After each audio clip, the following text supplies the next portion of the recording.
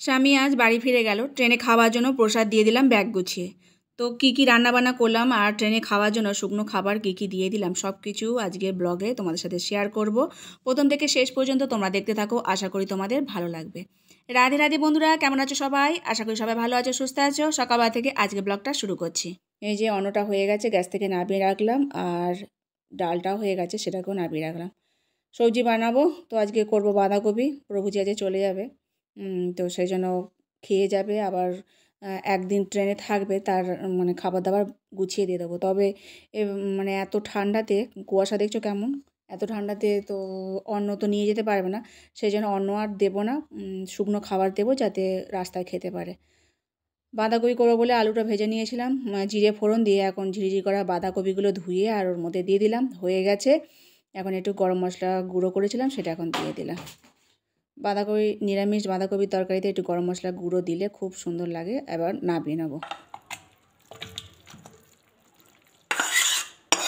এই যে সবজিটা হয়ে গেছে, আর ডালটাও আজকে বিউলির ডাল করেছিলাম, তো সেটাকে একটু ঘুটে নিয়েছি, এর মধ্যে নুন হলুদ দিয়ে, তারপরে জিরে, মৌরি আর আদা বাটা দিয়ে সাঁতলে নেব। জিরে বলছিলাম, মৌরি দিলে বিউলির ডাল বেশ ভালো হয়। তো এই যে ডালটাও হয়ে গেছে, এটাকেও নামিয়ে নিলাম। আর বেগুন বানিয়েছিলাম নুন হলুদ মাখিয়ে, এখন একটু চালের গুঁড়ো আর সুজির মাখিয়ে এর মধ্যে ভেজে নিচ্ছি। এরকম বেগুন ভাজাটা বেশ মচমচে থাকে, ভালোও লাগে। তো এই চালের গুঁড়োটা মাখিয়ে নিলে, মানে বেসনে ভাজার সময় বেসনে গুলে দিলেও, তারপর আবার চালের গুঁড়ো মাখিয়ে দিলে ভালো হয়, কিন্তু এটা আবার বেসনে গলেইনি, শুধু এমনি ভাজা করছি।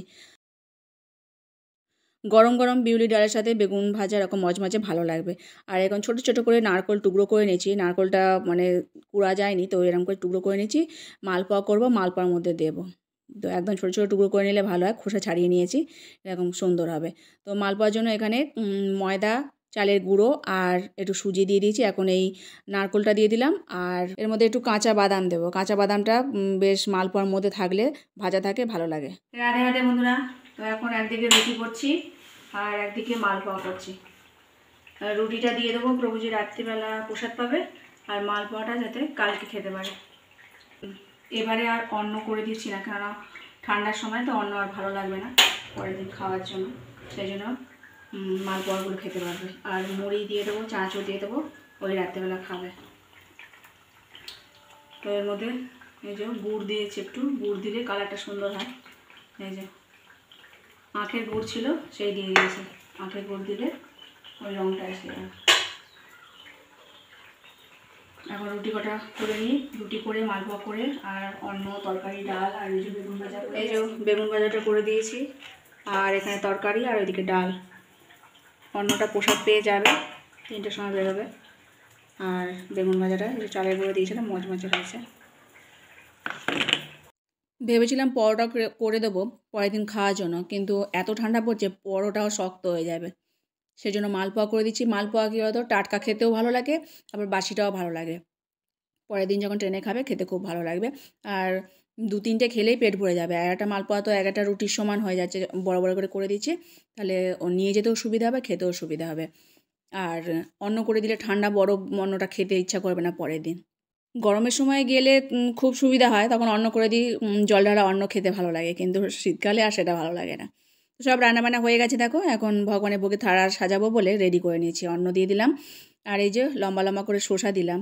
শসাগুলো তো কেমন খরবুজের মতো, দানাগুলো ফেলে দিয়েছি চেঁচে। আর তারপর যে খোলাটা মতো ছিল, মোটা খোলাটা, সেটাকে টুকরো করেছি, সেটাই দিলাম। আর এই যে বেগুন ভাজা 2টো দিয়ে দিলাম, বিউলির ডাল দিলাম, এখন বাঁধাকপিটা দিয়ে দিয়েছি, কড়াইশুঁটি দিয়েছিলাম এর মধ্যে। সাথে এখন দিয়ে দেবো রুটি আর মালপোয়া।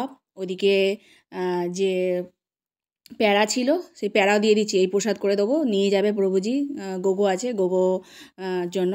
আর এই যে সব শেষে 1 গ্লাস জল দিলাম, তুলসী কাষ্ঠ দিয়ে ভগবানকে সেবা দেব। সেবা দেওয়ার পর যে জামা কাপড়গুলো ভিজেছিলাম, সেগুলো কাচা হয়নি, একটু আকাশটা ছেড়েছে, কিন্তু কুয়াশাটা মানে এখনও হালকা আছে। তো জামা কাপড়গুলো মেলে দিলে শুকিয়ে যাবে, যতখানি শুকনো হয়। জামা কাপড় তেমন শুকনো হচ্ছে না, রোদ উঠছে না বলে। তো কেচে দিই, কেচে দিয়ে মেলে দেবো, তারপরে প্রভুজিকে সেবা প্রসাদ দিয়ে দেবো, আর ব্যাগপত্র গুছিয়ে দেবো। জয়িতার এখন উইন্টার ভ্যাকেশন চলছে, তো সেই জন্য ওর ছুটি আছে, ওকে রেখে দিয়ে যাবে। আর গোগোর এখন ফার্স্ট সেমিস্টার হচ্ছে বলে ওকে নিয়ে আসতে পারেনি, তাই জন্য ও ঘরেই আছে। তবে ও রান্নাবান্না করে খেতে পারে, ওর কোনো অসুবিধা হয় না। অন্য ডাল কি ভাজা, আলু ভাজা, বড়া অনেক কিছুই করতে পারে, তাই ও করে খেয়ে নিতে পারবে। ডালিয়াও করে নিতে পারে, খিচুড়ি প্রেসার কুকারের মধ্যে সেগুলোও সব করে নিতে পারে। তাই ও রয়ে গেছে, আর পরীক্ষা চললে তার ওকে আনা যায় না, তো ফার্স্ট সেমিস্টার হচ্ছে। আর জয়িতা ছুটি বলে ওকে নিয়ে এসছে, আর ও এখনও ছুটি চলবে, তাই ও আমার কাছেই থাকবে। দেখো আমি ব্যাগপত্র সব গুছিয়ে দিলাম।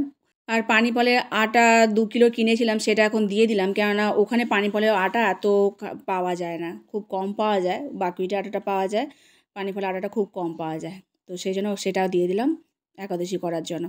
আর একটু মালপোয়া দিয়েছিলাম, ও খেয়ে নিয়েছে। দুপুরে অন্ন খাওয়া হয়ে গেছে, এখন মানে 3:30 বাজে, 3টের সময় বেরোবে বলেছিল, 3:30 বাজে। তো বললাম একটু মালপোয়া খাও, ও খেয়েছে আর সব প্যাকিং করে দিয়েছি। 4টে রুটিও দিয়ে দিয়েছি, 2টো রুটির মধ্যে বাঁধাকপি দিয়ে আর রোল করে দিয়েছি, আবার 2টো রুটির মধ্যে আবার জেলি দিয়ে রোল করে দিয়েছি, যাতে খেতে সুবিধা হয়। হাতে নলে তরকারি লেগে যাবে আর দিয়ে অসুবিধা হবে, সেই জন্য রোল করে দিয়ে আমি যখনই কোথাও যাই, তো ওটা গিয়ে বিকেলবেলা বেলা খেয়ে নেবে, আর রাত্রিবেলাটা ওই জেলি দিয়ে রুটিটা খেয়ে নেবে। পরের দিন মালপোয়া খাবে, তারপর মুড়ি দিয়েছি, বিস্কুট দিয়েছি, এগুলো খাবে। তো সেই বুঝে দেয়া একার জন্য। এই রাস্তাঘাটে এই একটা অসুবিধা, প্রসাদ যদি না পাওয়া যায় তো খাওয়াও যায় না, ট্রেনের খাবার তো খাওয়া যায় না আর এমনিতেও।